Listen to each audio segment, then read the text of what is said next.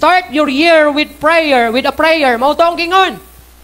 Sa to, start your year with a prayer. Manhagiton gid man ako. Mas mutuo man mo sa dili sa kining sa pana.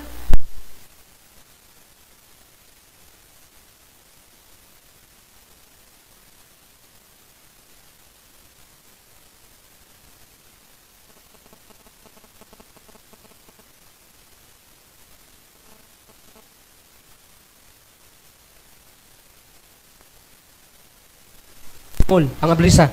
Adi day. Ato ang hinumduman ang tuig 2025 pinaagi o atong sugdan ang tuig 2025 pinaagi sa pag-ampo. Manamo tuo man ka sa lihi o sa dili.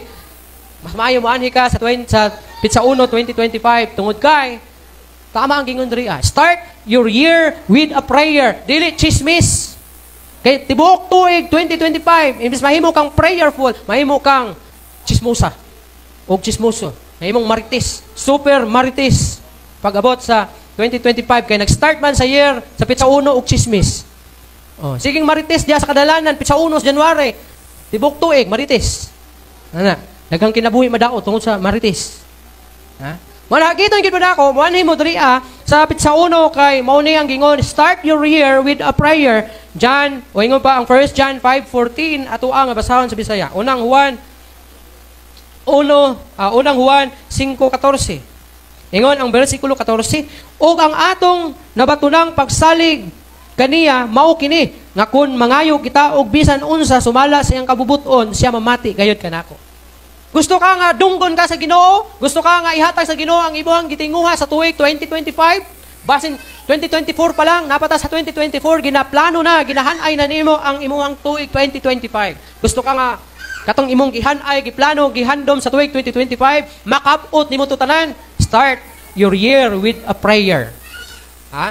Kaya ang Ginoo mo tubag, basta ikaw, mangayo lang diha kaniya. Ingon ang Jeremiah 29:12, then you will call on me and come, and I will listen to you. Oh, then you will call on me and come and pray to me, and I will listen to you. Basta budol ka sa Ginoo, mutawag ka kaniya, mag-ampo kaniya, sigurado, mamati gayud siya sa imo, ha? Ha? Pila ba sa inyo, diri naka-experience, ana? Nasa diha, nag-pray ka sa Ginoo, miracles happen. Doon ay milagro nga naitabo. Ha?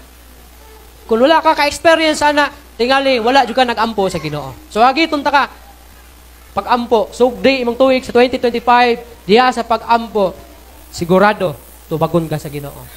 He will listen to you. Because saad na niya. Si Jeremiah, nag-ingon, kaya na siya, girelay niya ang word sa Ginoo. Then you will call on me and come and pray. Call on me, tawag ka na ako, muduol ka na ako, o mag-ampo ka na ako. And I will listen to you. Sigurado, mamati ang Ginoo sa imo, ha? Dili man bungol o buta ang Ginoo. Ingon ang katong alawiton bitaw, kaya ang Dios dili bungol ug dili buta. Na dili niya madungog ang ug makita ang imong mapag-ampo. Oh.